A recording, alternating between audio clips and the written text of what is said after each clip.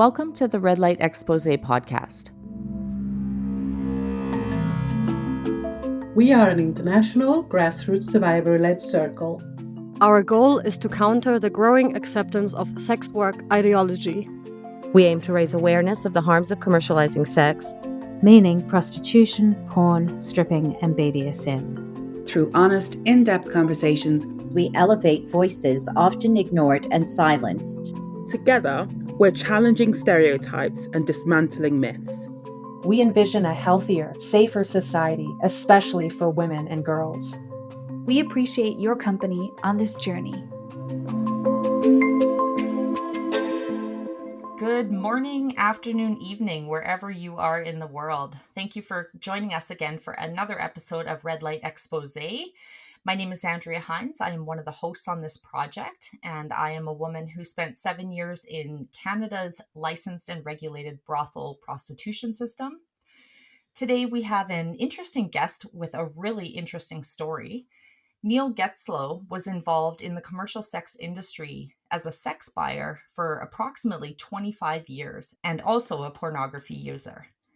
After being blackmailed by a sex seller in early 2020, he left the world of sex buying and is now an advocate for the implementation of equality model legislation, particularly in Missouri, where he has provided testimony in support of Missouri House Bill 1706, which would make purchasing sex a felony.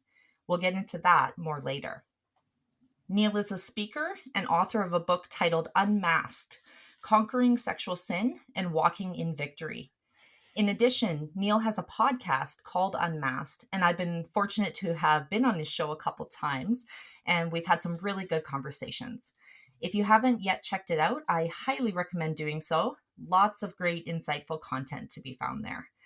Neil is also the founder of the Gideon Factor Ministry, providing resources and advocacy to help slow the demand of sex trafficking in the U.S. Very happy to have some time with you today, Neil. Thank you so much for being here.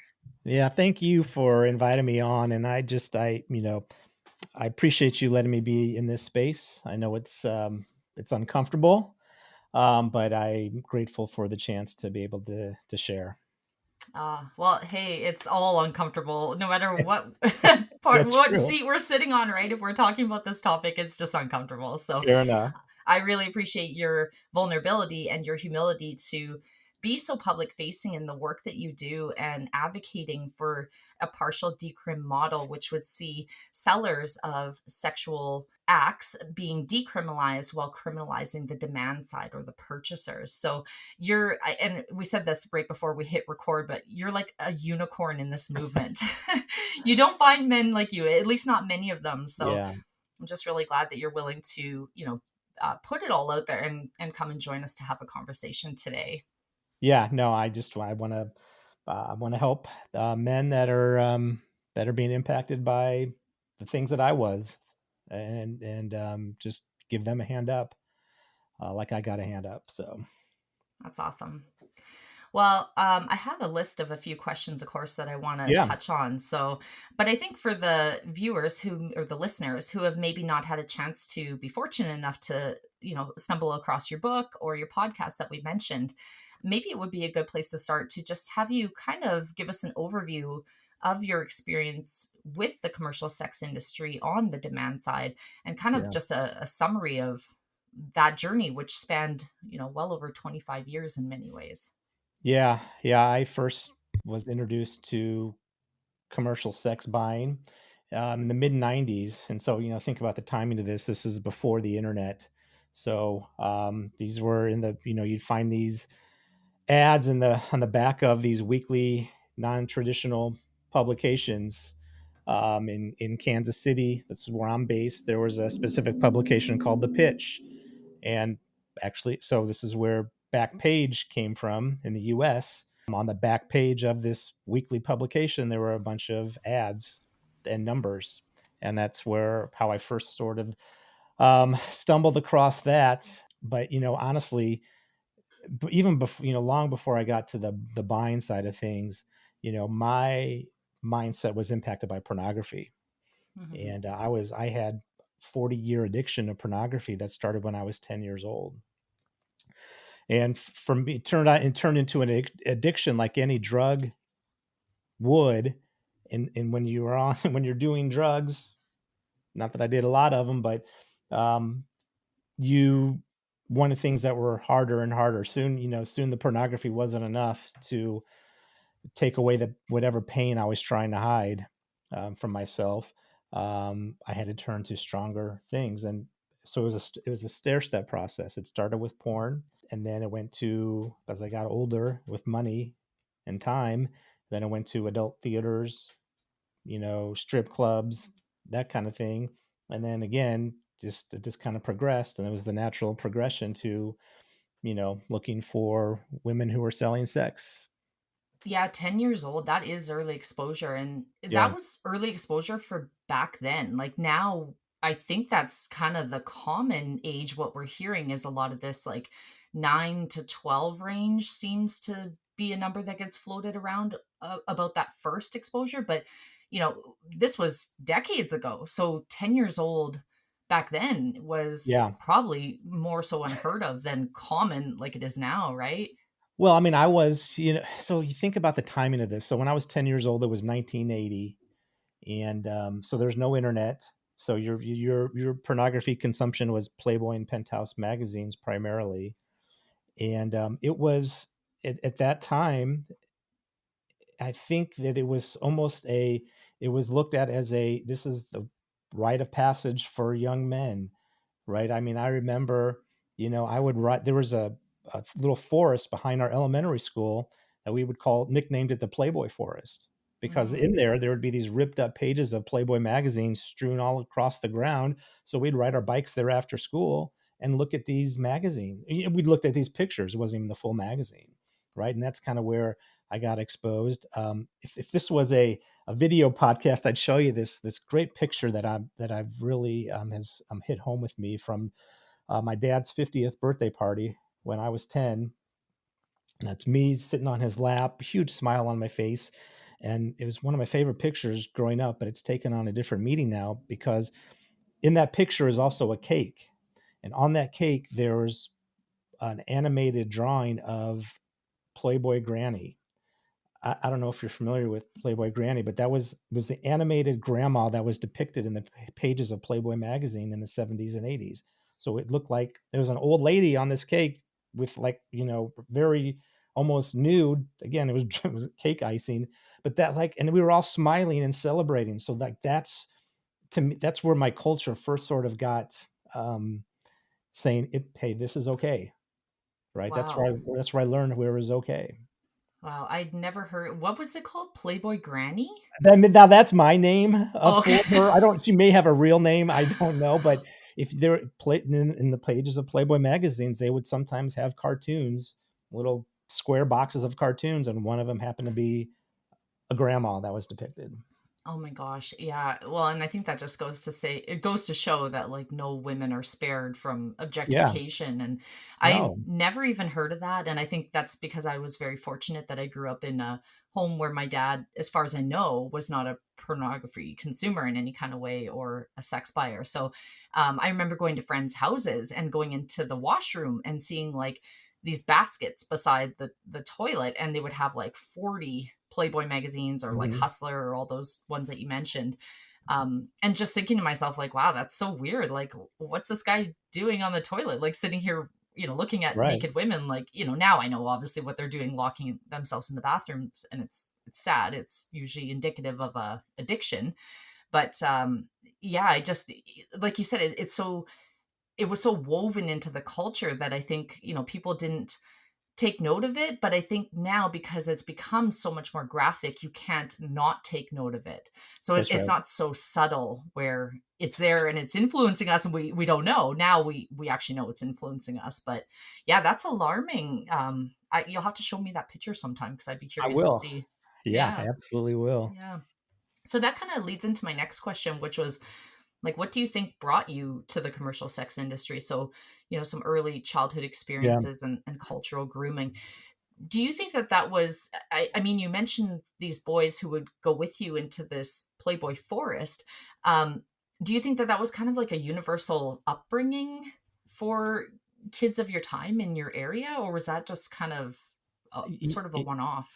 I mean, I think it was universal. I mean, even you just described, going into a bathroom and seeing a stack of magazines. For me, it would manifest in riding the bike to go, to this place to look at it. But it would also be as simple as, I'd be playing with my friends, and our next door neighbor, who happened to be a girl, we'd go to her house after we were done playing hide and go seek and be like, all right, where's your dad's porn stash? Mm. And it was just, you'd go rifling through the closets, and sure enough, you'd turn up a magazine. And, and you think about the timing of this too. That's really, in the early 80s, right? That's where cable TV, was introduced for me in the US. And so MTV and Showtime and Cinemax and HBO now were suddenly being beamed into my house nonstop. And, I remember a time when we didn't, MTV, obviously, with the videos and the images of the women that were depicted in those early videos, was a big influence. We didn't have HBO or Showtime, but Showtime was notorious, right, for Friday nights. After a certain time, they'd play softcore, pornography, porn movie. I mean, they didn't show you a whole lot, but you did see nudity and some, pretty graphic scenes. And like, I remember the time, like, we didn't have it, but if you, I'm dating myself here, but in the early days of cable TV, you would actually get a scrambled signal, but like every couple of minutes, it would unscramble for like 10 seconds. And if you were watching at the right time, and here, this is me as a 13-year-old, I'm waiting for the right time where that image would become clear for 10 seconds where I could see what was going on in that movie. The other influence too, and it just shows you how close it was in my house. So my parents got divorced, and so my dad moved away. We didn't have a real strong relationship as I was growing up. But so I moved in with my mom, and because of that, then my mom had to start working 40 hours a week. So I was left alone a lot. And so that's really where this is at the root of the matter. The heart issue for me was loneliness and abandonment and not feeling loved by my family.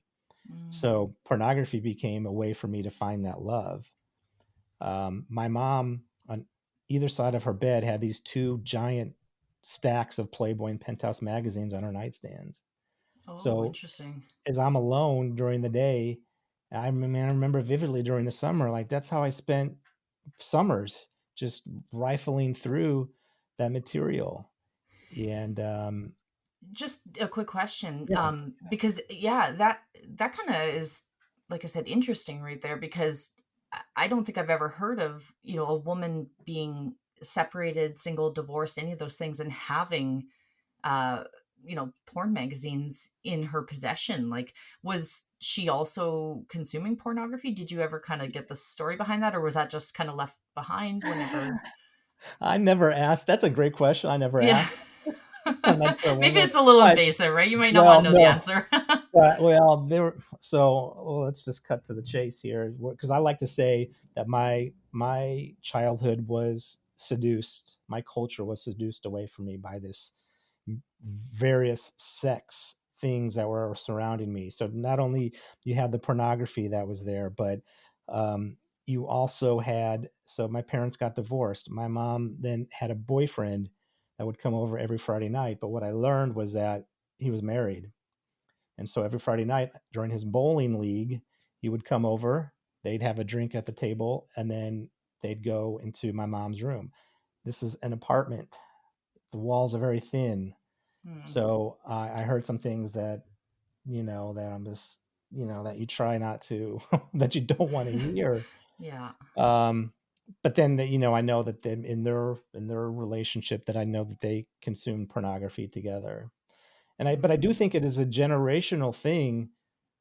I, I'm not saying, I don't know if it's a weird thing because of the magazines and the way Playboy got around it was, it had, at one point, it actually had people considered real news in there. There were some thoughtful political pieces in there and some real in-depth writing in those publications believe it or not, at one point. That's true. Yeah, I've even I- heard like Noam so Chomsky yeah, was. Yeah, I think he later found out that it was a porn magazine and he wasn't in favor after the fact. But yeah, they were able to. I think what he said in his case was kind of deceive him to, yeah, write an article and participate. So I think that was probably happening to others who maybe weren't heavily engulfed in that world and couldn't really understand or appreciate who they were engaging with, right? It was just another yeah. news source or journalism outlet of some kind. So yeah, it So was very mainstream. yeah, so it definitely was more mainstream, if you will. And so that's, I don't know if my mom actually read any of those articles, but I know that I never did. Right, I was just hooked on the images that, and then you just combine all that, and again but the underlying notion is the loneliness and the abandonment. And then when you start looking at these images, and as you know this, as you've done the research, that the pornography rewires your brain, and so for me, I'm equating love and sex, and those things are blending together, and I'm unable to tell the difference. I'm thinking, well, this is what people do, to show love, is that they have sex. Now I know that's what people do to show love, but like that's, to me, it was just like that's what you do, just in a general sense. So my relationships growing up and in high school with other women, and the girls that I was dating, was sex, but because not so much from the act itself, but because I thought this is how you showed love, right? Like And a so, distorted yeah, expression. yes, very much so. And so but then ultimately though, and I think this is where the porn brain comes in and started to, it's just even make things more convoluted. I'd meet a girl, we'd have sex early on in the relationship, and then it almost was like a switch got flipped, like, okay, that really wasn't love. I don't love this person, so maybe there's somebody else. And it just kind of became this revolving door of trying to hook up again, not so much from just the sexual act, but just to finding that love. And And that's weird. interesting what you said there, because like I think the balanced, healthy, non-conditioned brain would say, okay, that didn't make me feel what I thought it would, and that should give me reason to examine the porn. But Yeah, it was kind of like what you said, the porn was never questioned. It was kind of an ingrained part of your upbringing and your identity, to the point that then that would be the mainstay, and then it would be, the woman, where like you said, it was okay, she wasn't the right one. Obviously, that's not the woman I'm meant to be with. So then you would continue on, and that's how I think those patterns repeat themselves too. yeah, yeah, absolutely. And it was, for me, one of the things I discovered was this shame cycle that I'd gotten myself into with pornography, which was, and then especially when I also buying sex too, the cycle of, I'm not, I'm thinking I'm not loved, I'm not worthy for love. Okay, I'm gonna go get my fix. I'm gonna go look at porn. I look at the porn, makes me feel better for a few minutes, but then afterwards I feel the shame.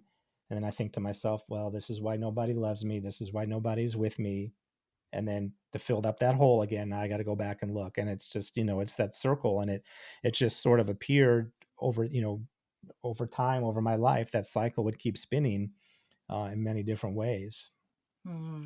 Yeah, and a lot of people do talk about the shame cycle when it comes, especially to process addictions, in comparison to like substance addictions. Yeah. So, a substance addiction, for any listener that doesn't know this, the distinction is, drugs, alcohol, things of the like. But process addictions are actions and systems that we fall into, that we identify with. So things like gambling is a process addiction, and it's the high of that. And also buying sex or consuming pornography. And so yeah, it kind of takes you through that system, that cycle, and then like you said, it kind of just repeats itself and replays, going around in that way. And it really takes, I think, a catalyst moment for people to kind of snap out of that and start to heal, because it just has that powerful reproducing effect all in its own. Yeah. Yeah, for sure.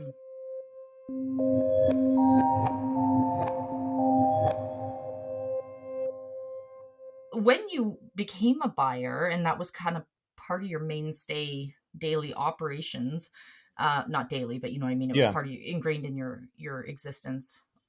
What was the story that you told yourself? Because, you know, having now been involved in a John school for 11 years and having been in prostitution for 7 years prior to that, it's always the story that I find most interesting. And, you know, it's how people frame what they're doing. It's those cognitive distortions, those compartmentalizations, all that kind of stuff. And so, but it's very interesting because the stories kind of have this overarching universal nature to them, like you said, of like loneliness or Yeah. social awkwardness, like detachment, all that kind of stuff. But they are all in their own way unique too, because obviously every individual is unique in their own way. So what was your story that you told yourself? Like, so an example would be, this is totally harmless, or this is normal. Some women choose it. This is my right as a man, right? Kind of thing. So what was your story, that internal narrative or dialogue that went through your brain as you were engulfed in that life? All of the above. And then some. Yeah, and I mean, and it just whatever it took to make me not. It's so, you know, thinking back in those times, you know, so yeah, so I didn't know, like I never considered the person that I was seeing, the person that I was buying, right? I never considered, is this person being trafficked? Is this person against their will? Right. I never considered that. Is this because, right? And I think you've talked about this, right? This is like viewing pornography and buying sex is the most selfish thing I think a person can do. Mm-hmm. And so I was very selfish. So my thoughts were only on me and my needs and my wants. And I thinking, okay, and you know, and so as a buyer, I tried to stay away from ads that I thought sounded like it was it's like an escort service, where I thought maybe there was, you know, a pimp or a madam in front, you know, that was I went for the independent, thinking, okay, if they're independent, that means, right, that they're doing it on their own free will. And Mm-hmm. so that's one way I justified it. I think the other thing too, and again, the timing of, I know this is going to sound crazy, but this is what this is what I told myself, and this is what I really believed. This is the middle of the 90s when this happens.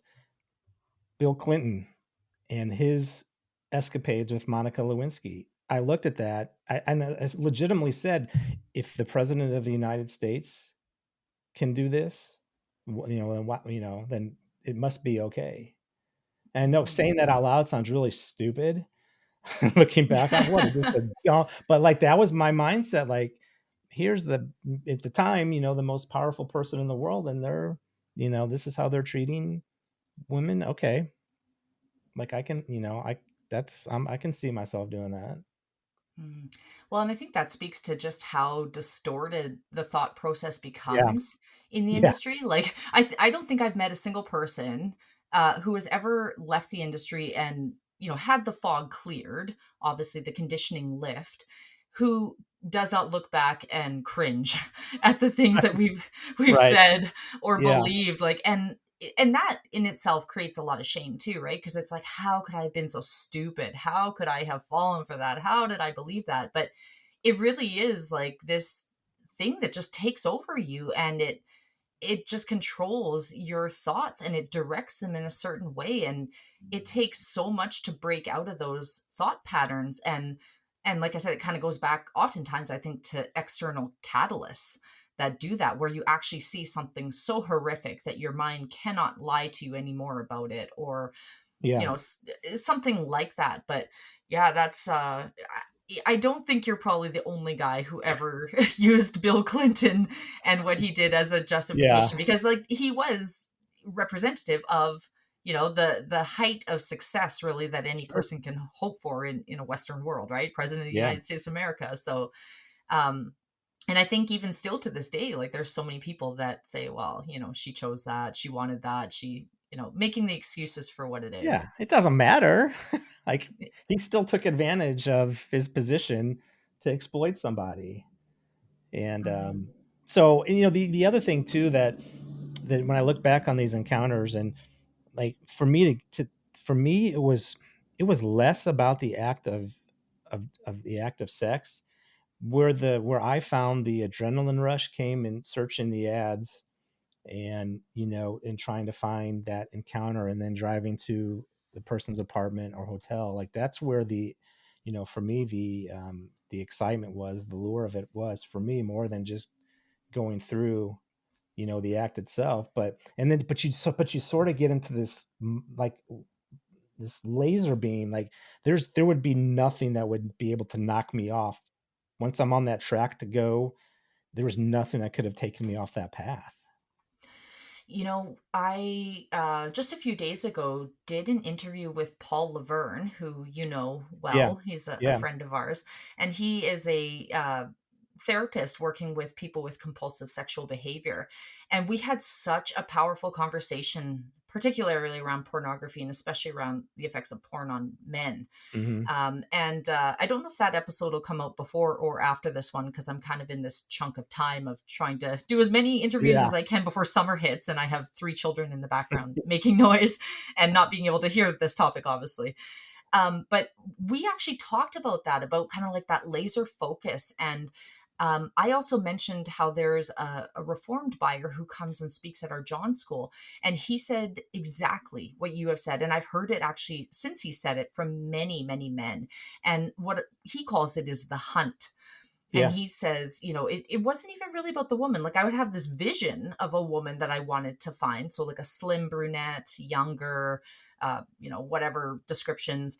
And I would be trying to hunt and find what I was looking for, but really it didn't matter what brunette it was or what woman, like none of that actually mattered. It was the vision, the image of who she was, and trying to, again, go through that process. Um, Bringing it back to what we said about like process addictions versus substance addictions. So he would say it was getting in, well, back then they didn't have internet. This was like late 70s, early Yeah. 80s. So he said it was like getting into my car and like turning the engine over and backing out of my driveway and driving down to the high track or low track, wherever he was going, and driving those specific streets. And I think that's common on both buying and selling, is almost like this rhythmic thing that we go through, these rituals. And for me, like, I've talked about that before as well too, about getting ready, preparing myself to go prostitute myself. And so like showering and ironing my hair, putting on makeup, like it was all so rhythmic. It was like this ritual that I would go through, and in doing so it would almost be like this blanket that would come over me, where I wasn't me anymore. I was covered in this other essence of sorts, and it was like being on autopilot almost. And so once again, you're going into my next question. So did you have like a ritual? Like, what was your methodology? Because again, most buyers do have that, right? Where they only visit certain websites, or they check those ones first. They're going for certain ages or looks. There's something that prompts them to go out there specifically. Like, who was Neil the buyer, I guess? And in saying so, how was that version different from the real you? That's a really interesting question. It was like 3 questions in one. Yeah. Sorry. So we could break it down. So yeah, the methodology. Maybe let's start with that. Like, Sure. did you have kind of rituals or Yeah. patterns?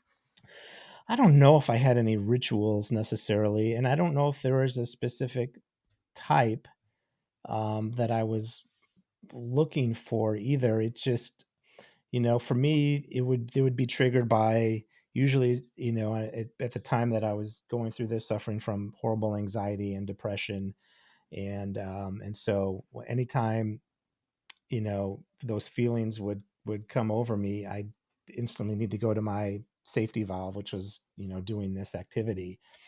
And so it really didn't, it just kind of, I don't know, like it just kind of varied. Um, there was not necessarily a specific type or person that I was looking for. I think it was, again, it was more just the act of what I was doing. But there were, there were certain, like there was a bit of the hunt, right? Like you said, so going to the websites and looking for these numbers, but then, then you have the research that you do, and there are websites out there that, right, that talk that men have, that's under the radar, that can talk about different women and what they do and how they were, it's kind of a review Yeah, of escort review boards yeah, for yes, listeners. Yeah, we yeah, won't and link those because we do not want to no, drive traffic to those. But yeah, yeah, but there's one in particular that I would frequent, and that's where I'd gather my intel, and frankly, I would say, if I was in Kansas City, that's probably where I found most of my, encounters was through these, through this review site, more so than looking just generically scouring the internet. Now it changed if I was on, I mean, when you're on the road, I think when I was traveling a lot for business, and where I had a lot of these encounters, and for whatever reason, I probably took more risks being on the road than I did being at home. yeah, less familiarity Yeah, about the scene. yeah, and so, um, yeah, so that I never had a specific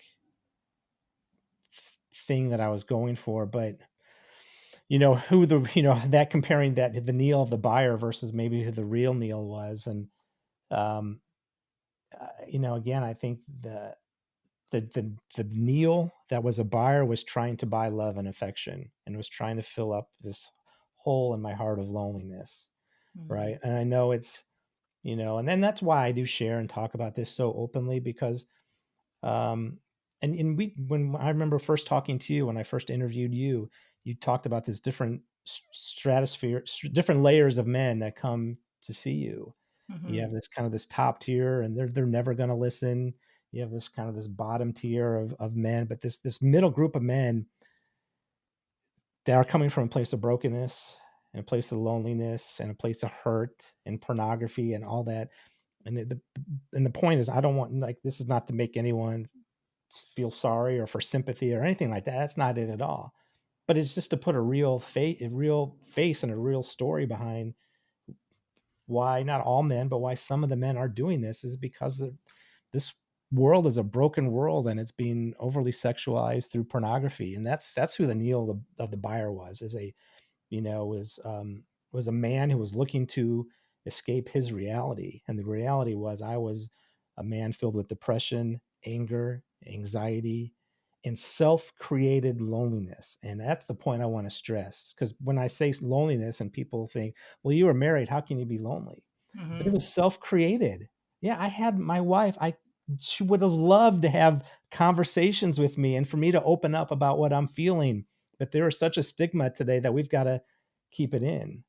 And that's why I call my book, and why my podcast is called Unmasked, because every time I went to visit someone, I would shove it down. I'd put on my mask and shove down the incident deep inside of me.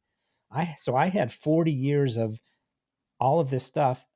I had never had told anybody any of it.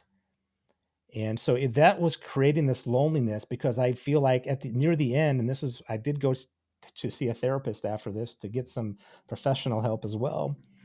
And he said, well, it's no wonder you couldn't communicate with your wife, because you had so many threads of lies in your head that if you pulled one, the whole house of cards would fall over. You were more focused on that than you were on any real feelings. And it's true. I was creating my own prison. And it was just sort of, again, it was just a, sort of a self-fulfilling prophecy of, I'm lonely, but I'm going to solve that by going to visit these women, but that's only going to fuel the loneliness. It's not going to help it. Wow. Yeah, and I think one thing I've always appreciated about you so much is your level of introspection, because I I genuinely do believe, and I take a lot of flack for this, I think sometimes, not only in the survivor community, but just even in the feminist community as well too, that I stand with you in what you said, that I think, there is this, I guess, what would the word be? There's different categories of buyers, and they're Yeah. all human, they're all people at their core, but there's different motives, there's different Yeah. actions. There's the pure narcissists, hyper individualists, they're sociopaths. They will likely never change. They Yeah. use people, and it's not just women in prostitution, they use everybody. Then you have sadists who I think are very heavily influenced by pornography or had been abused as children, who are just really in need of clinical help in many regards, and could come back possibly. They're not rotted on the inside. But I do think that I can't give a definitive number, obviously none of us can, but I want to say about 80% of sex buyers are normal, nice guys. And again, that's a very unpopular opinion because it's so It is. easy to vilify somebody, right? Yeah. And be like, he's It just is. a piece of garbage and he's this, he's that. But for me, like a lot of my shame cycle was reproduced internally because once I could see that these men were exactly like how you described yourself being, I could realize that I was participating in their exploitation as well. Mm. And so, it's not popular to say that the industry is dually exploitative because it's obviously men's demand who drives it and women who bear by large the repercussions of that. But it is factually true, I think, if you look at it without those distortions, and if you have a heart-centered approach to it, and if you genuinely carry empathy for people, you can see that the men are being emotionally and financially abused and the women are being sexually and physically abused and also emotionally abused. So like it's really not good for anybody, but we like to point fingers and we like to take it down to the individual level rather than looking at things as a system and seeing how did that system capture otherwise good men, right? And how did it make them into who they are now? Well, it's so interesting because I was talking to a victim of exploitation on my podcast several months ago, and she talked about. So we were talking about pornography use and how I was saying that how pornography taught me how to view women as nothing but sex objects, to objectify them, and that was it. And she said, well, that's interesting because she said she first got exposed to pornography at a young age as well. And what it taught her was that as a woman, it was okay to be treated like that by men. It was okay to be objectified. It was okay to use my body in this way and to do these things. And so I think you're right. I think it is, I think men and women are being poisoned, and it all goes back to pornography. I do believe that, and it's impacting the culture. And I also, kind of to your point about, having empathy for men, and I've been in enough scenarios and talked in public, enough to know, like, I know some people really embrace the openness, and some people, yeah, look at me, and want to vilify me. And I get it. Like, I totally understand what my actions did and what I did was reprehensible. And, I, yeah, it was evil. It was just evil. Um, and so, but I also, want people to know too, like, because I think there are people in my life who think that I was just faking this, as far as this kind of this, literal come to Jesus moment, thinking it was all an act, just to get out of, kind of get out of a jail free card. Mm-hmm. But, but coming clean to my wife and telling her about all the things that I did, that was important for her, and she was able to forgive me, and that sort of helped take away bitterness and help give us a chance to heal our marriage. What it didn't do is that it didn't take away any accountability and responsibility that I had to put in the real work and the real effort to be a man, to admit my mistakes and to learn from them and to walk it out, to be a better man, to be a better husband, to be a better father. And there's a real kind of like, it's one thing to visit, women who are selling sex and get out of it, but what are you doing after that? Right. And that's where, and that's why I do the things I do. It's not just enough to say, yeah, I mean, I shouldn't have been doing this, and I've got my own skeletons to unpack, and I'm just going to leave it at that. It's helping other guys now behind you, pulling them out as well. I think men and women, but I think men are being told, I think men are being told a lie about how they should act.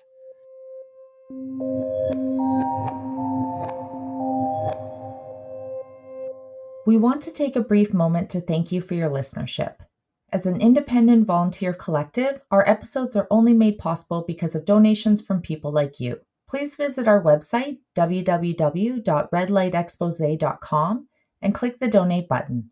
Your support is greatly appreciated. And now, back to the episode.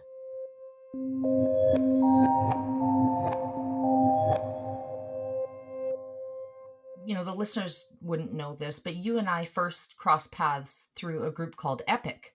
And even though our podcast here is audio only, I can actually see Neil right now as we're talking, and he's wearing an Epic Project hat. Yeah. So I know we're both huge fans of Epic. So, I'd love for you to just kind of give a little sidestep, if you will, on our conversation into that and their work, and kind of how you got involved with them, and how rewarding that work, I think, has been for you, at least it seems. Yeah. So Epic is it was started by Tom Perez. I think you have him in your book. Yeah, and I was just on his podcast too. Yeah, and he did a contribution to our book as well. When Men Buy Sex, Who Really Pays? Yeah, great guy. That's awesome. I'll have to check that out. And so he founded Epic, and Epic is really so we place ads online. Epic does, and they're usually written by survivors who give insight into these ads. And when those ads get placed, then men start calling these numbers, and the number rings, or the text goes to a computer that a bunch of guys are sitting around from Epic, and we call it a patrol. And so our job is they're calling us. They're not getting, the woman, they're getting men, and our job is to help articulate the facts to them about the dangers of what they're doing, the dangers that the woman that they're calling might be in, that they're being trafficked in most circumstances, and then try to help them make better decisions, about, and try to unpack why they're calling, and and that kind of thing. Now, it's hard because you don't get a lot of time with these guys, but I think back to my circumstances, and I do struggle with this a little bit. Like, I think back to me, if I would have called and gotten someone from Epic, it would have freaked me out without question. Now, I didn't know any of the facts about trafficking when I was doing this. So part of me wonders, if I would have realized that, would that have changed my behavior? And I don't know the answer to that. I'd like to believe that it would, but I don't know. I probably would have found another way to justify it. And that's, and so Epic stops the man at the point of purchase. And at least for one night, likely it stopped a purchase from happening. Mm-hmm. So that's good. Where I struggle with is, and this is what, and I'm curious your take on John's school, because I struggle with that concept too, which is, are we doing enough to break the man out of that cycle? Right? Like, look, I mean, I was able to break free pretty clean and pretty dramatically, but there was still a lot of unpacking of issues that had to happen. The pornography and the sex buying was just a symptom of something that was wrong in my life. I needed to go back and do the work to figure out, are men doing that? If men are in John's school, are they able to do that? Or do they have, and I'm, so that's why it's sort of, I guess I just don't know, right? Like, I know I can only speak for myself. And so, the same with Epic, when they get off that phone call, then what happens? Where's that? There's no brother on the, friend, no, who is, are they just stuffing that, what just happened down inside and not telling anyone? And then what happens? Yeah, no, I appreciate you saying that so much, because I think that that's a shared concern of, these macro versus micro approaches. You have these programs and things like John School, which I'm a huge supporter of. Yeah. But like you said, sometimes, and I can't speak for every program, obviously, I'm only quite familiar with Edmonton's one, having been involved for 11 years now, and now as the program coordinator and facilitator myself. But I think that some of them, I worry, don't do the follow-up. And, that's, I think, a bigger part of the criminal justice system. So I know here in the Adult Alternative Measures program, which our John School is, you can only have the men for 8 hours. So you can build in some follow-up programs and things like that, but we can't say, okay, we want men to come every Saturday for a month or 6 weeks or 2 months or whatever and sit, because there's so much to unpack and to deprogram, because like you said, like it's, would it have changed? Like, can 8 hours actually change men? And I know at our John School, and even Toronto's John School, when they had one, we had a recidivism rate, less than 3% or hovering around that mark. But that's to be said that is rearrest recidivism. So we don't know if those men are actually reoffending. We just know if they've been rearrested. So do they get smarter? Do they get more, crafty about how they work the system? Or do they actually reform? And I like to think that even if it doesn't do it all in one day, it plants really good seeds for them. Yeah. And it is that little voice in the back of the head that just maybe gives moment of pause, which I think is also very telling of Epic's work as well too. That you may not reach people. It's a journey, as it, for both you and I think we can both say with certainty it was a journey. For me, it was many years of deprogramming from sex work ideology, even after I left prostitution. So yeah, I think there's more that needs to be done. Like at our John School, we do have, former buyers who come in, a couple of them. We do have mental health therapists that talk about everything that you talked about. Like, what were your reasons for going out there? Loneliness. Like, what are other things that you could do when you feel that calling to go and exploit a woman because of those feelings that you're experiencing? So, but again, the receiver can only receive the message if they're on that frequency. So we've had some men sit in John School, and I can look them in the eye and I can tell that they're undressing me with their eyes. And as I'm telling them my story about being exploited, they're getting aroused by it. And then I have other men that sit in front of me and sob. And they're just like, this is the moment. Like, this was my catalyst moment, and I will never do this again. Like, I will never be able to forget what I heard here today. Yeah. And so you just never really know. And just hope for the best. Well, and I want to be clear. Like, I support John School. Any education we can give men, I support. Right, I support Epic. I volunteer with Epic. I don't want anyone to take away like I'm not supportive of it. I am, but it's I guess it's more just frustrating because it's almost like a catch and release. You catch the guy and then you release him back out into the world and the pornified world that he's probably living in. Mm-hmm. And so who's breaking him from that pornography? Right. And that's hopefully where, hopefully my journey takes me to some point, like to be the follow-up piece. So like, okay, how do I help take it from the education that men are getting to now? Okay, let's actually sit down and work through getting away from the pornography that you're putting inside of you.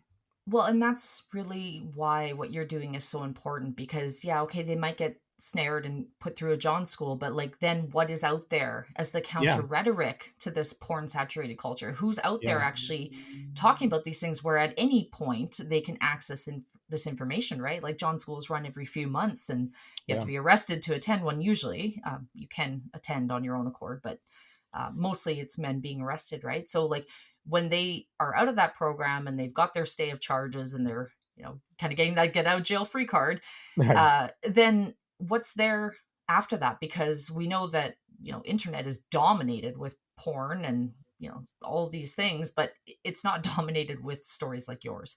So I think that more people like you that can get out there and put out content on platforms, podcasts, books, TED Talks, anything that we can do, it's there. It's at least easier for that man to then find this in those moments when he might be back in that loneliness and not feel like he has resources. Yeah, for sure. Yeah. So I wonder, and maybe this kind of goes into the next question, is like, it's a pretty big jump to go from, buying sex and being in this world to supporting the Nordic model or equality model legislation, which, as a reminder to our listeners, is decriminalizing the seller and criminalizing the demand.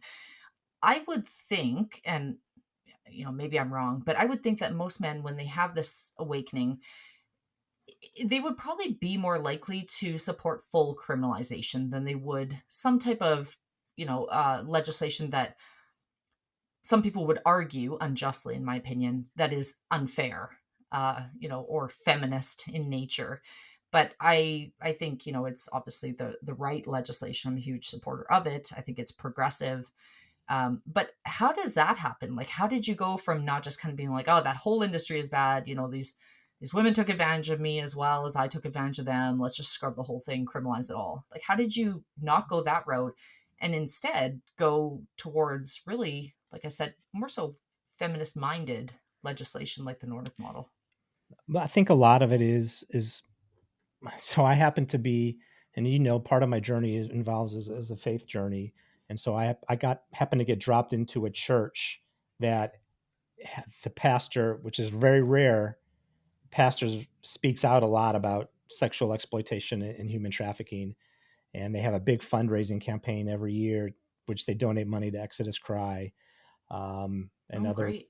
Other projects. Like Exodus Cry, started in Kansas City.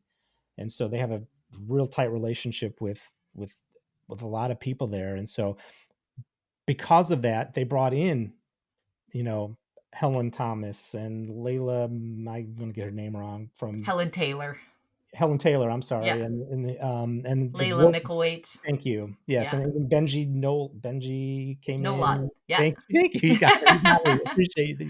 Appreciate that assist. There's a lot of people in this world. It's hard to keep track, right? And some of us have had multiple names. So and they've come in and presented, and have shared about the impact of sex trafficking and the realities behind it. And so that, to me, that's where I started to think, and when I first started hearing them after getting onto this side of the world, like it hurt. It was hard because you don't think about that. I hadn't considered my impact on someone who's being forced. I'd never considered that. And so when I started to think about that, it was hard. It wasn't easy, for all the pain that I've caused. But and I think that's why, to me, it's the men that's creating this demand, And so, and I know this is where I go back to, yes, I apologize and I'm sorry, but that doesn't take away the accountability. And we still live in a world where there needs to be accountability for your actions. I'm sorry that, pornography impacted our lives, but at the end of the day, we are responsible for our own actions. And so it's the men that are creating the demand. And so I think it's the traffickers and the Johns that need to face the consequences in this deal. And for the women, like, how twisted is all this when you have women who are trafficked but won't admit that they're being trafficked to the law enforcement, because if they do, then they're going to get beaten up by their pimp or whoever, right? Like, it's just this horrible cycle. And I don't know any other crime where you punish the victims. Mm-hmm. Right? I just don't. And the other thing too, and kind of tying back to these conversations with men, like, this is hand-to-hand combat. Like, we're not talking about dropping bombs and solving issues here. This is guerrilla warfare. You have to literally just clean out every building, every floor, every office space of the enemy, right? And I'm probably using language that doesn't apply here necessarily, but, like, I'm saying, like, it's not like it's a clean, I can drop a bunch of bombs and that ends it all. you have to literally dig in and fight one person at a time to move forward. And that is nearly an impossible thing to happen unless there is deterrence.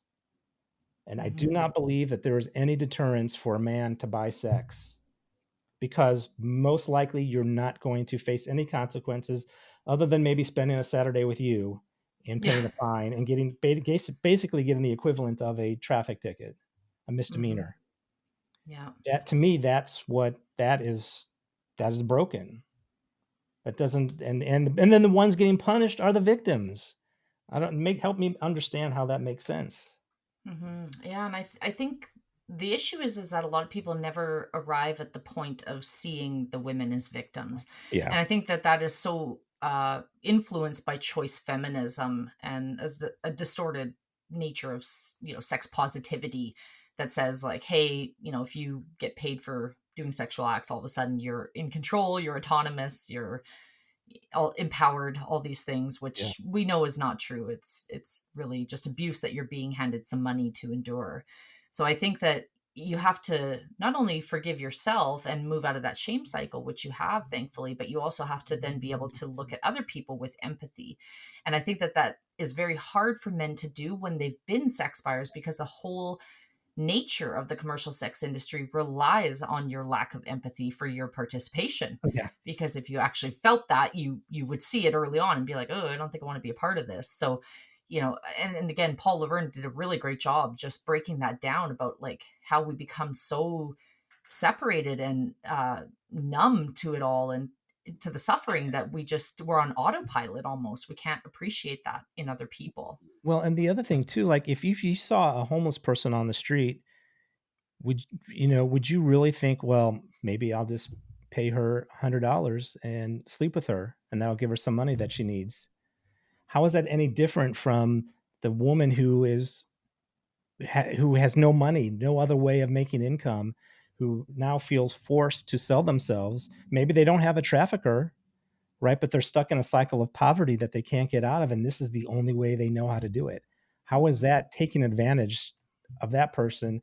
Maybe that's not trafficking in a sense, but that is absolutely 100% exploitation, and so, it's just, I don't know.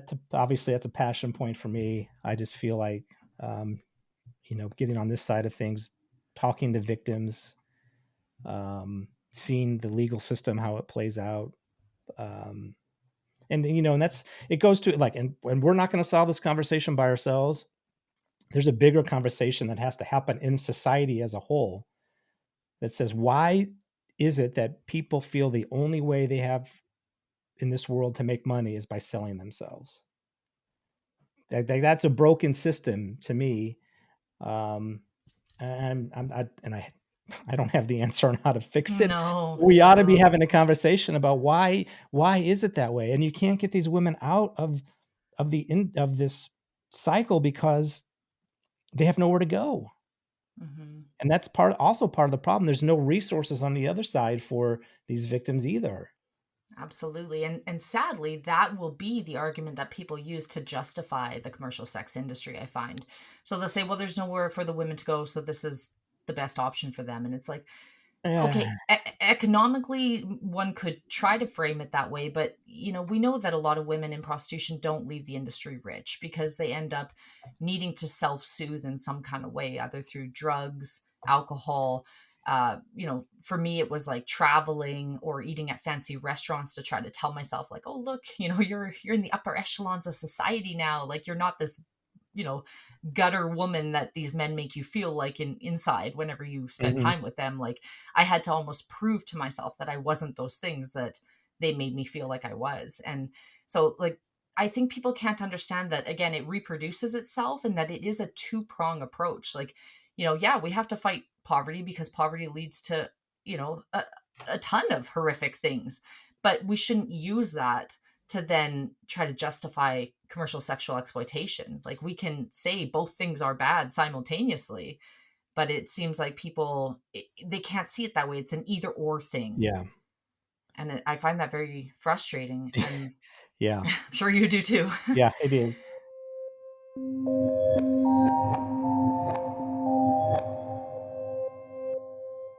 I do want to talk about the law a little Yeah. bit because, we have listeners from all over the world, we hope. And, it's different everywhere. Like, so in Canada, we do have Nordic model legislation. We've had it for 10 years. It's not well endorsed at all. It's very sporadically enforced in only certain pockets of Canada. But in America, it's very different because you guys have, by large, full criminalization. And each state is really responsible for their own laws around commercial sex. Whereas in Canada, we have a federal law, but then we have these little municipality bylaws that regulate prostitution illegally, essentially. But we don't have it the same where like the provinces, which would be akin to the states in America, each make their own laws around it, right? So, Yeah. what was the prostitution law when you were active? Like, obviously, it was full criminalization, I'm assuming, in Missouri. But, like, could you get a fine as the first kind of slap on the wrist, or was it like a misdemeanor where you actually got a charge? Like, what was the Yeah. legal result? I know I couldn't tell you for sure what it was when I was purchasing, but I will say that in the state of Missouri, it's a misdemeanor. And so it's a misdemeanor, and I suppose you could get a fine for it comes down to more of a ticket. You're probably not, no one's going to know. No one's scouring the law records for any misdemeanors committed. And that's probably also on the first offense Yeah. only, right? Like, there's probably an escalating. I've got to believe that, but I'll circle back to that. But I do want to point out, like, to show you how things were, like, in probably maybe after the first couple of years that I had been doing this, I actually had someone from the Vice squad show up at my place of work. They had gotten my number from someone who was keeping track of the buyers that were coming in. But they made it clear to me when they were asking me what my activities were. They made it clear to me, if you cooperate, nothing's going to happen to you. We're really more interested in her. Mm. Now she may have been the quote unquote ringleader of this operation, but there is probably someone, a trafficker above her, right? Yeah. Right. And that's what, and that's the thing, like, that law enforcement needs to be educated as well about how does signs to look for, and, things to do as they're trying to, put a stop to this and try to enforce the laws. But yeah, I mean, for the most part, though, and especially when I was buying, I never had any fear. The only fear I had was just kind of getting caught and getting in trouble, at home. But getting in trouble legally, nah. I mean, I never had to worry about it, because again, it was a misdemeanor. So I just, that wasn't going to cost me my job. It would be an inconvenience, and maybe I would have to go to a John school, but that would be about it. So what we're trying to do in Missouri is change that to a felony conviction if you attempt to buy sex in the state. And that's Missouri House Bill 1706. Yeah. And so they have a similar legislation in Texas that's been there. I want to say it's maybe a year or two that they've put that in there. I have not seen any sort of numbers or stats. I tried to find if that's changed any sort of convictions, or if it's slowed down the demand or anything. I mean, I think anecdotally from our work at Epic, when we have guys from Texas call and we mention that, hey, did you know it's a felony and you're going to jail if, and you have the potential to lose a lot if you get caught with this, that it changes it catches guys by surprise, and it definitely catches their attention. But so this bill is actually a few things. It's so yes, it is to put the law to work against the man, and to make it a felony to purchase sex. It doesn't necessarily decriminalize, but what it does is sets up victim restitution fund. So the fine that the men that are getting convicted of this, they would pay a fine. That fine would go into a victim restitution fund, and would also go to fund training for law enforcement and nurses and first responders across the state for things that they can look for as they're dealing with people that they see, on how to pick up signs on someone who's being trafficked or exploited. Fabulous. So it's a first step, but also, not to get too deep into the politics in the state of Missouri, but it is a complete and utter mess. Hey, have you seen what we got going on up here in Canada? Yeah, Okay, well, I don't know. You guys still might be winning. yeah, it's check back after we get rid of Justin Trudeau yeah. soon, hopefully. Oh yeah, please. It's well, and I will say that the problem is stemming from a lot of Republicans. There's a lot of infighting on the Republican side in the state, and it is slowing down any sort of bills to get through. And so I believe so the session has ended in the state. So unless they call a special session, it got through the House and kind of got stalled in Senate hearings, and never actually made it to the state Senate floor for a vote. So so I don't know what the status is long term. I don't know if they'll plan to reintroduce it again next year, but if they do, I'll be back to testify again. The other thing that that the state has done, and other states have done in the U.S., is this age verification law in a way to take on Pornhub. And that seems to be a little bit more successful than it has been going this route of targeting sex buyers, I would say. I think that there's an understanding by the public that there's more impact, not more impact, but visibly more impact of pornography on kids and access of that by them than there is kids walking into brothels and paying for sex. For sure. And and I know that there is you're going to get a big bunch of clap back on this for it's a First Amendment right and that kind of thing, which I agree. I totally agree for adults. Okay, I'll give you that. But here's what I want someone to do, and I don't know who's brave enough in our elected officials to do this, but make it regulate pornography like you do alcohol and drugs for minors, right?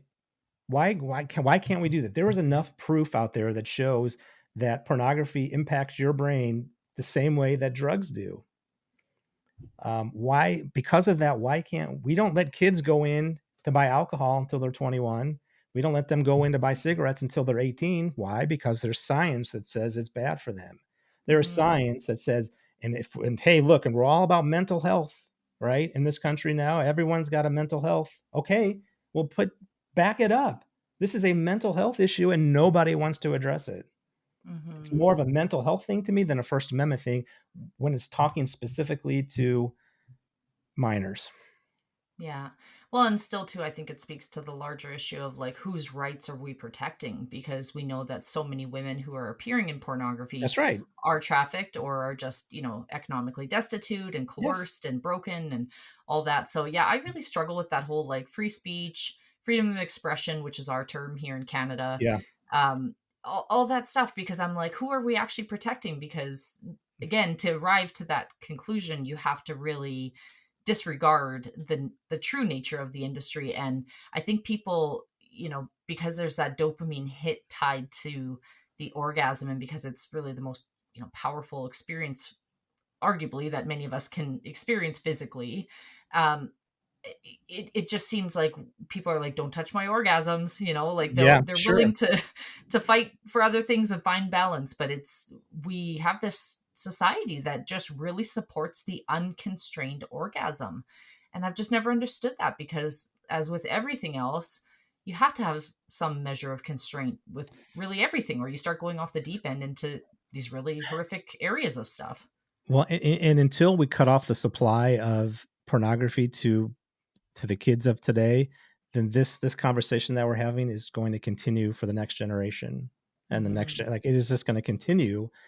There won't be an end to it, because we're grooming a next generation of kids to objectify each other. And it's not just primarily boys. Now it's girls, because of how prevalent it is on your app, on your phone, through social media, all that stuff. It is just, you can't avoid it. And so, and this is where I say this knowing that I did not do this as a parent. So I failed as a father to my boys.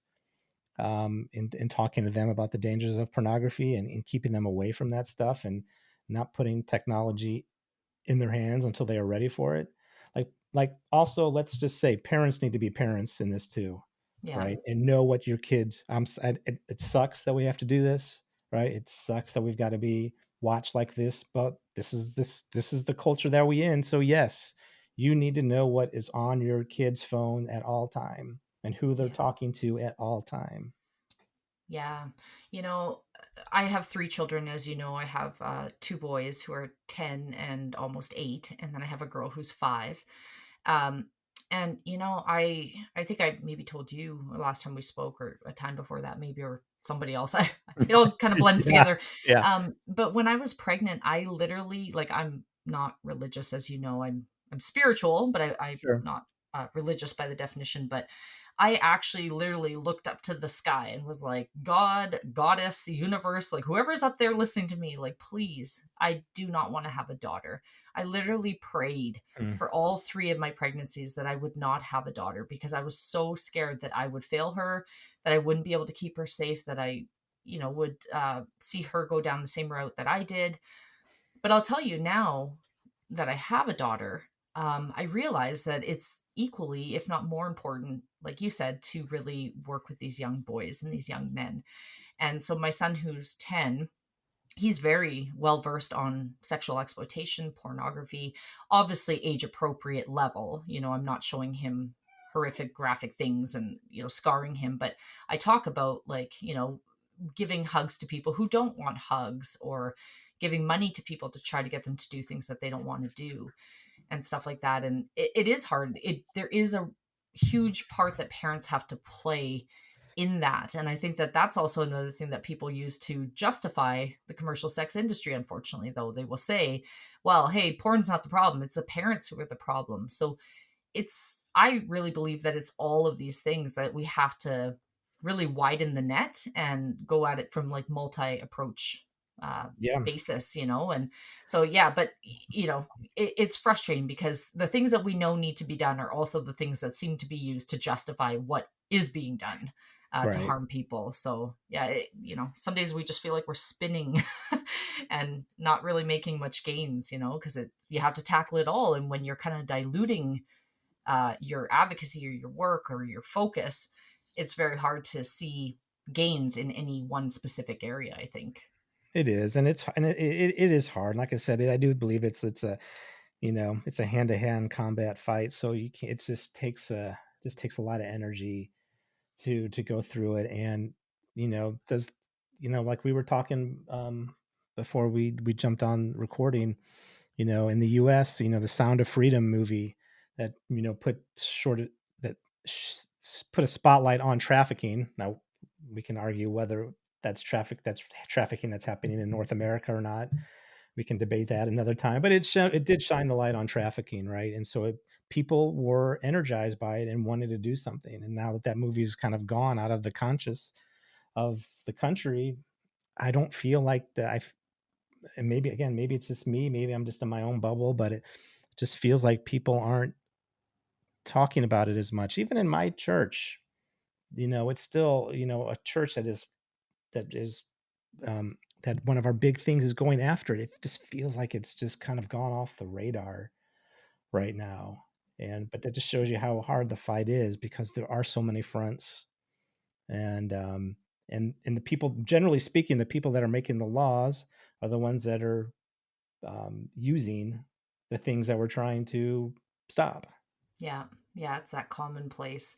Well, and I think that there's a big ebb and flow to this work as well, because burnout is a huge part of Yeah, it. And for that's sure. another thing that we were talking about right before Yeah. we hit record, was that we're Yeah. both in these Right. waves of, like, okay, I got the energy, I'm going hard, and then, like, I cannot open my Twitter one more day this week. I'm gonna lose my shit. Like, where it sometimes feels like nothing is happening, but then you get one moment where you see the progress of the small win, and you're totally reinvigorated, and you're reminded of why this work is so important. But then, you know, you have that momentum, you're going forth, but it's just like you said, then the legislators, those people in power, they're not in that empowered, you know, point of wanting to get the work done because they're still trapped in the porn cycle. Like here in our neighboring province, Saskatchewan, they had what was his title? I think he was an MLA, a member of the Legislative Assembly, so the provincial group of Saskatchewan, and he was arrested for buying sex. And thankfully, the premier of Saskatchewan, Scott Moe, he denounced that behavior, and he said, like, this is not okay, and we're kicking this man out of caucus. He's no longer welcome to be a part of our party. So that was really encouraging. But it just goes to show that, like, you can do all the good work, you can bring it forth, but you also have to have the right people in these leadership positions who truly understand the issue. And they're being lobbied very heavily by pro-prostitution groups and pro-porn groups who are, very well equipped with money, with donors, with lawyers. And we kind of, it's sort of like a David and Goliath thing. Like sometimes I really feel like I know we're the underdogs that are trying to sound the alarm, and then we get squished like little bugs as we try to do that work. Yeah, for sure. But I will say overall, I do get a sense that maybe the pendulum is swinging back the other way a little bit. It always does, right? The pendulum will go way too far one way, and so it's going to have to come back closer to the middle. But then it gets to the middle and keeps going, right? And it'll swing too far to the other way. So it's going to come. I think there will be a wave against this hypersexualization. I think I feel like people are just getting sick of it. I think so too. I think it's inverted upon itself. Like it started off well-intentioned around sexual freedom, sexual liberation after, such a state of oppression sexually in this social context. But now, sometimes I think like, was it at that point because it had somehow been at this point before and it's just going back and forth, like you said, like did they have it right? But then they just, went too far on that end. But it would be nice to kind of find that middle ground. And I do agree with you. I think that some people, not all, but conscious people are very sick of it. They're tiring of just every song that they turn on any kind of radio, every show that they're watching. Everything is just sex saturated. And at that point, it kind of loses its allure, because it's just so in your face and you're just like, oh, enough. It's grotesque. It's obscene. Like, we don't want to see anymore, because it goes back to what you said about that tolerance too, right? That slippery slope that after a while, what you're seeing doesn't impact you anymore. So I think there's that cultural level where we've seen things happening, but now we're like, so what? We've seen nudity on TV. What else can you do? And it's not now that big of a deal anymore as a storyline. Like, why do you even need it? Yeah. So now we're in the grotesque era where I think we're gonna turn a corner, hopefully. Yeah, hopefully so. Yeah.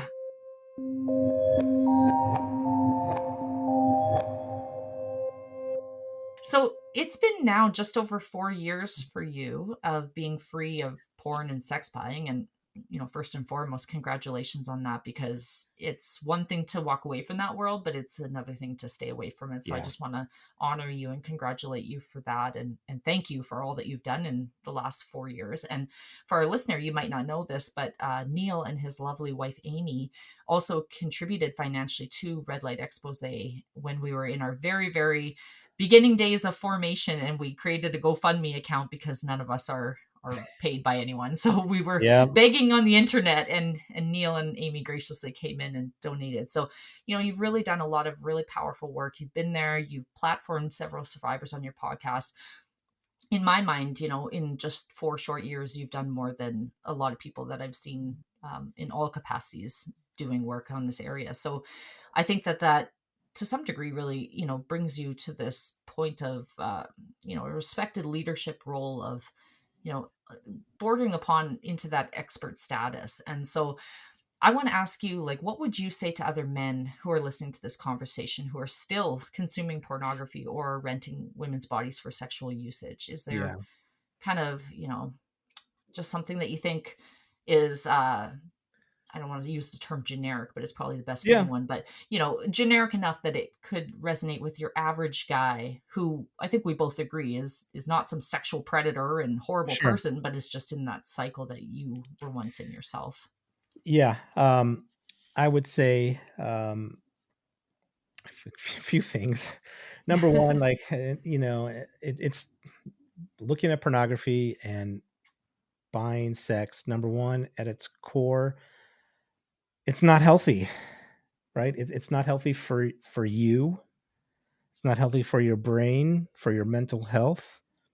And especially looking on the pornography side, that is such a individual selfish act. It just isn't healthy and good for you mentally and emotionally. And I would say even physically, because there are studies, and if I were part of a study, I would check the box. Yes, looking at too much porn can impact your performance and lead to erectile dysfunction issue. Like, so just at a basic health level, like, this is bad for you. Now think about the person that you're watching. They don't want to be there doing it. It is bad for them. It is unhealthy for them. They're only doing it because they don't know how they're going to keep their apartment, how they're going to pay for bills. It is a poison that you're putting into your body. And the same, obviously, and then sex buying, again, same thing. Like, you are visiting someone who is being likely trafficked. And if they're not being trafficked, then they're doing it to keep the lights on in their apartment. Is there a unicorn out there that is, hey, this is great, I'm doing it because I love this all? Of course. But that is not an everyday occurrence, right? You're probably going to spend a lot of money trying to find that person to do it. Then if that doesn't, if that doesn't maybe get you to pause and consider, I would just say, and this is what we tell the men that call an epic: you have a sister, you have a female friend, you have your aunt, your mom, any of the women in your life. Think about them. What would happen if there's a guy calling her wanting to purchase her for sex? How would you feel about that? Mm-hmm. Right? And the reaction we get from the guys is like, I'd be pissed. I'd be angry. Yeah. I mean, right. You would be.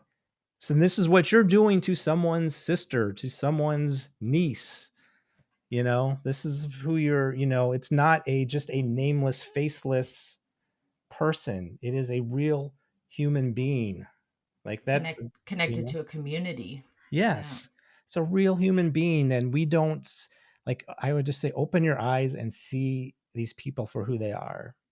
It's not just for sex, right? It is a human life. And I think that's, to me, and that's the heartbreaking thing. And this is why I'm glad I've learned, on learning what I've learned about the people that are in this and are victims, but also just speaking for myself too. Like, that's always, like, just see everybody for where they're coming from, right? And everyone is coming at it from a different angle, but especially though for men who are purchasing sex, like, you've said it before, and I've heard other victims say it: you are paying for consent, right? Mm-hmm. Yeah, paying to bypass the consent. Yeah, that's right. Exactly. You're paying to rape somebody. So yeah, because you can't purchase the consent. That is always, has to be freely given. Yeah, and that's one of the cornerstones of that understanding of consent by its very nature. So yeah, it's paying to bypass that. Yeah. Yes. And so at a very basic, generic level, that's what I would tell men. And then since I haven't mentioned it, I'd also say I would seriously have a conversation with God and pray about what you're doing and ask for some help, because that's what I had to do. Ultimately, at the end of the day, that's what I did. And it changed my life. Well, I'm really happy for you, Neil, and I'm just really honored to know you. And like I said earlier in this episode, like, you're a unicorn in this movement. You really are. And I think, one of the reasons why we also come to such a place of understanding one another so well is that we're both, to some degree, villains in this movement. Yeah. For myself, like, I owned a brothel when I was 25 years old. I maxed out all my credit cards and took a loan from family and opened a brothel to continue selling sex out of, because I thought that was what was going to make things safe for me and for the other women. And obviously, I still carry shame from that. And I've tried to get out the shame cycle. And I think I've done okay with that because I can understand why I did those things. And it goes back to what you said about not trying to take away the accountability, but trying to tell people like, this is what happens in this industry when it's normalized. And, then for yourself too, being a buyer, like no matter what, you will always, to some degree, in certain pockets of this movement, be seen as, like I said, a villain. So I'm glad to be, in the trenches with you. Yeah. And we're both, I think, a little bit more resilient because of facing that. But I know, for myself, I do still struggle in forgiving myself. And so I guess that's my very last question is, when it comes to forgiveness of self, have you arrived there fully? And do you think you ever will, if not? Yeah. Yeah, I will. I think I am there. There are still moments in time where I'll look in the mirror or I'll see something and be like, like, how was I ever part of this? Right. I know you had asked about, before we were recording, asked about how much, maybe how much money that I ever spend in this, as part of this. And like, I couldn't give you a number, but I know it's a significant amount. It would be considered probably life-changing money for people, for over those 25 years. I couldn't even go back to calculate because it probably would would definitely make me cry even more than I already do thinking back over it. But at the end of the day, that's not. I have to forgive myself, and because God has forgiven me, and that's not my identity anymore. And so that's just not me anymore.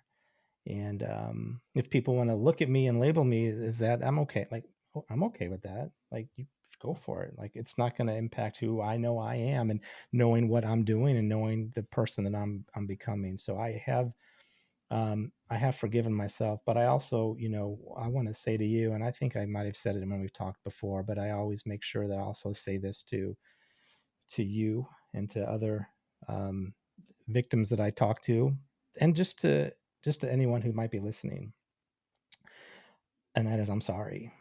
I'm sorry to you, that there are men like me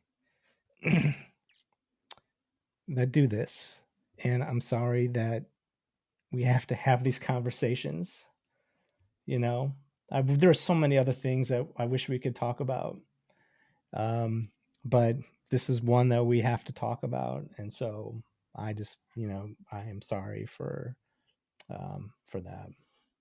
Wow, that honestly means so much. And, I know it goes without saying that obviously you don't owe me any kind of direct apology, and we both understand that, but I think it's very symbolic of you saying that. And I return that apology, myself to you. And, and I've tried to do that to the men who have reached out to me and have apologized for exploiting me directly.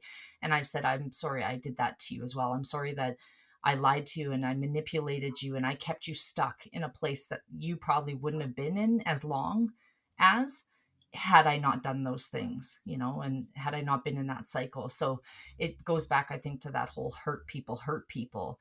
And when you can finally break free from that, you have to come to a point of forgiving yourself. And I can't say that I'm fully at a point of forgiveness. And I think that that's just, my raging feminist insides that will never probably let me let go of the reality that I was part of the system. I wasn't just in the system. I became part of the system through brothel ownership. And so, I've forgiven myself, I think, for a lot of the other things I've done, but that's my kind of last little hurdle that I work on. And I don't know if I'll ever get there, but I appreciate, like I said earlier in this conversation, just your vulnerability, your heart, just the shining light that you give to so many people, including survivors, right? Not just men, but it's important for survivors to see men who have this awakening and who see them as a full person and really go the extra mile to not, like you said earlier, just remove themselves from the activity, but to actually become an active agent of changing the narrative and changing the culture and the systems that we have in place that are continuing these activities.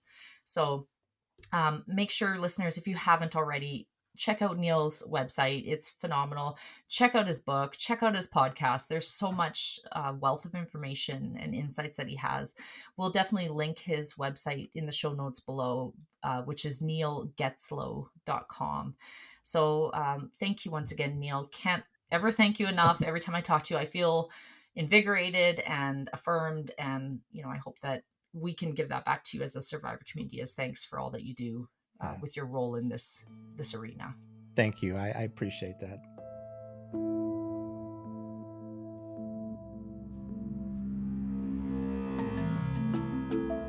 We hope you found this episode informative.